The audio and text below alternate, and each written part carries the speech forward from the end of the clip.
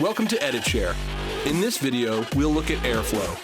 AirFlow is our web-based interface for enabling remote collaboration workflows. When a user logs into AirFlow, they'll see all of the storage locations that the administrator has given them permission to see. If you know the folder structure, you can certainly browse right to the folder you'd like to work with and start working with those clips right away. You can also do a search. A quick search is going to search every metadata field of every asset that you've been given permission to see. That could be the file name, but it could also be any of the custom metadata you may have tagged. If that gives you too many results, you can also do an advanced search. So whether you search for clips or whether you browse to them, once you find the material you'd like to work with, you can play those files here in the web browser.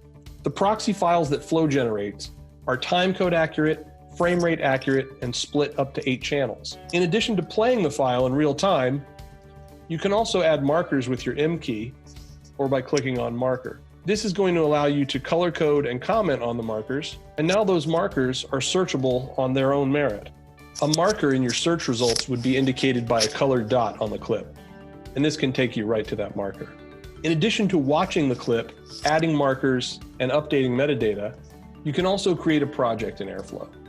And when I create a project, I give it a name. By default, anyone in the Flow environment can see this project. I could also allow it only to selected users. I could also keep it to myself, and now I have a private project. Within a project, I can create bins. This should let me start categorizing and organizing my material. As I find clips that I would like to add to my project, I can simply drag those over into the root of the project or into one of the bins. Once clips or assets are added to a project, you can open them in the viewer. You can also start pulling subclips now. You can use the in, out, and plus keys to create a subclip. So while a file is playing, if I mark in, mark out, and click plus, I've now created a subclip. We know it's a subclip indicated by this blue ribbon. A subclip can also be renamed and given its own metadata. And now that subclip is also searchable on its own merit. Within a project, I can also create a sequence.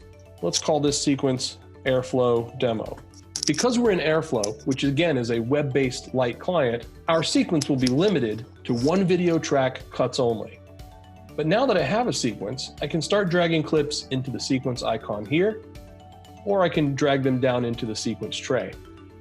I can also add subclips or bytes to my sequence. Once assets are in a sequence, I can reorder them. I can play my sequence here. And in addition, I can, of course, add markers and comments. If a user is given permissions to do so, they can also download and upload files. For instance, if I selected these clips and I wanted to work with them at home, I could select the clips, download the proxy media or the high-res assets. Similarly, I can also upload. If I had cut in Premiere at home with the proxy files, I could upload my project file back to the server. Choose my storage destination of choice, perhaps tag that with metadata on the way in, and push it up to the server. And this is AirFlow, the light web-based interface into your Flow asset management system. For more information or to start using Flow, please contact this EditShare partner.